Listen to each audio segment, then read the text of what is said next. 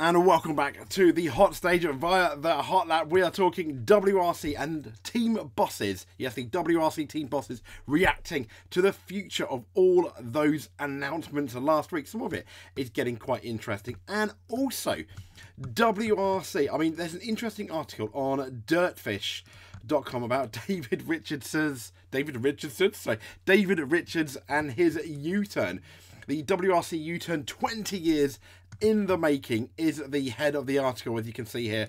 But let's get into our first story about the WRC bosses. This is from motorsport.com, reacting to the FIA's vision for the future of rally. Once again, I think it's looking good. I think it looks absolutely amazing compared to maybe where we were about 2 years ago. And we're getting with a hybrid.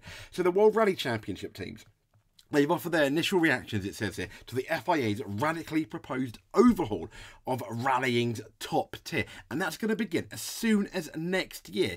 I mean, we are now in March. That really isn't that far ahead at all, is it?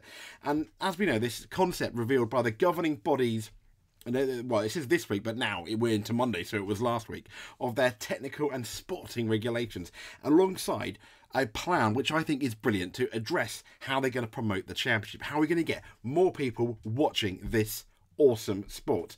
Yep, it's going to attract more manufacturers as well to grow that championship. More manufacturers, more teams, more drivers, more cars, more rally, more amazing. Anyway, so perhaps its most bold decision is to remove the control hybrid units from the Rally 1 cars, it says, from next season. Yes, that hybrid power formed a significant part of the Rally 1 regulations that were introduced in 2022. And the changes mean that the cars were really expensive, but more importantly, at the moment, the changes mean in their current form, they won't see out this original 5-year homologation cycle. And as we know, the current Rally 1 cars, albeit without hybrid power, they're going to continue to compete until the end of 2026. These tweaks, as we know, were designed to cut those costs from the original Rally 1 cars, and these cars will remain eligible until the end of 2026.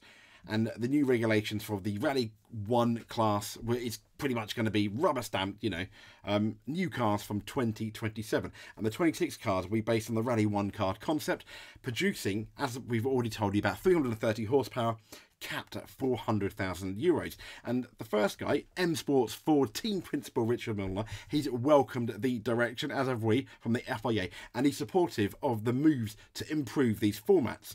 He says a lot of the stuff they've mentioned about the events, the locally sourced service and park structures, the flexibility of format, and the promotion are all elements we've all discussed and all agree on. So that will be great. And he said, I'm happy to say with the technical regulations, there is a good clear direction in where they want to go. I think there'll be some challenges along the way about how we integrate their ideas in what he's going to be is suggesting is a tight timescale, and that's going to be a challenge. I mean, we're talking now March, next year.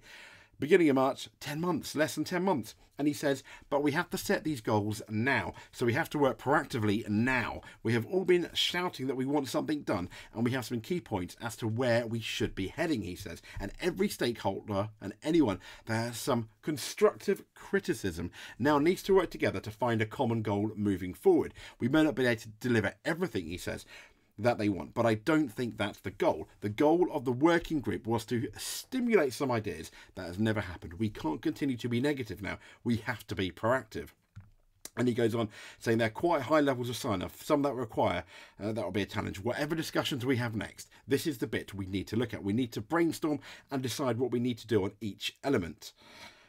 And he's talking about basically the tight time frame. And when asked by motorsport.com about the tight time frame for teams to prepare for those technical regulations for 2025, David Richards, part of the FIA task force behind this future vision, he said it's 10 months of 2025, and we'll be looking to the teams to come back with their proposals around the aero changes, but I think all of them have accepted the amount of money wasted on aero for these cars could now be spent in better ways promoting the championship. Remember, every pound we save in technical spend could be used to promote the championship, and that is something that should never be forgotten. Hyundai's team principal Cyril Abittal, he released a brief statement on a Friday, so just before the weekend, reacting to the announcement, claiming the manufacturer would need time to digest these proposed changes. He said, given their far-reaching nature, complexity and depth, it will take some time to consider and reflect on these extensive proposals from the FIA. He went on to say, saying, we also look forward to receiving further details from the FIA to assist with this process. And to consider these proposals, we will conduct a deep dive into our short to mid-term plans. This will take place between Hyundai Motorsport and the Hyundai Motor Company, and as part of this process we look forward to further discussions with the FIA, the WRC promoter and their fellow competitors. And he urged the FIA against making immediate radical changes and started a wish for the current regulations to see out the homologation cycle, given Hyundai, and this is quite interesting, this is one thing we have forgotten, but given that Hyundai had made a significant investment in this hybrid technology. Richard explained to the media that while not all teams immediately agreed to the removal of hybrid, Abittal did support the departure of the technology. So the FIA is now going to have to navigate a way to conclude this contract with the hybrid supply, because that contract, it was extended until the end, of the 2026 year. And he said, I wouldn't say they all wanted rid of it immediately, Richards. I think this is Richard saying it. There are some issues to resolve with the immediacy of that. In principle, they would all support the removal of it. And he said, we had a long chat with Cyril about that, and he was fully supportive of removing the hybrid system. But remember, one of the big platforms for the World Rally Championship is sustainable fuels, and this is also one of the reasons why Formula One went hybrid, to appease these manufacturers. But it's very expensive, and it's very expensive in rally as well. And he said this is a unique opportunity to promote sustainable fuels that has to be one of our promotional platforms for the future.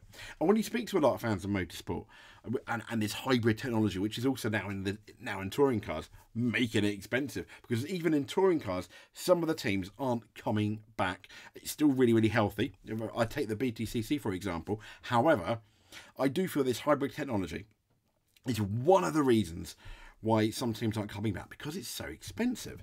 Now, the current world champion Toyota is obviously set to comment on the proposed changes, so sadly we don't have that. But let's talk about this article from dirtfish.com about the WRC U-turn, 20 years in the making. It says David Richards was the architect on the centralised service park, but those days are gone now. So yes, as we know, it says Richards hasn't changed his tune. He's changed his entire playlist. The article starts off, before he was all about this central service park and a World Rally Championship that was largely restricted for the elite. Yes, a complete change to the current crop of proposed regulations. But that was 2 decades ago. And it says David Richards gone all nomadic and man of the people. He's now advocating a more mobile service park and as many privateers as possible, which is fantastic. Richards, it said, is an easy target. He was the one who introduced this cloverleaf format, and he was keen for a tighter focus. He was going on this 20-20-20, so 20 World Rally cars, 20 support series cars, and 20 private entries, for example, from local heroes, totaling, if you're good at maths, 60. And at the time, it says here, he was probably right. It's easy to scoff at that change of heart, but David Richards is what David Richards is doing is evolving with those times. And what was right then isn't necessarily correct now. And it's probably worth remembering, the article says, the foundations of formula he implemented in these the early 2000s, were helped to make the championship more popular among manufacturers than any time before or since. And it really was around then, wasn't it? I mean, you just think of all the, I won't listen, but you just think of all the rally names. You think of all the makes around the end of the 90s and the beginning of 2000s. Some people have, some people say that's peak rally.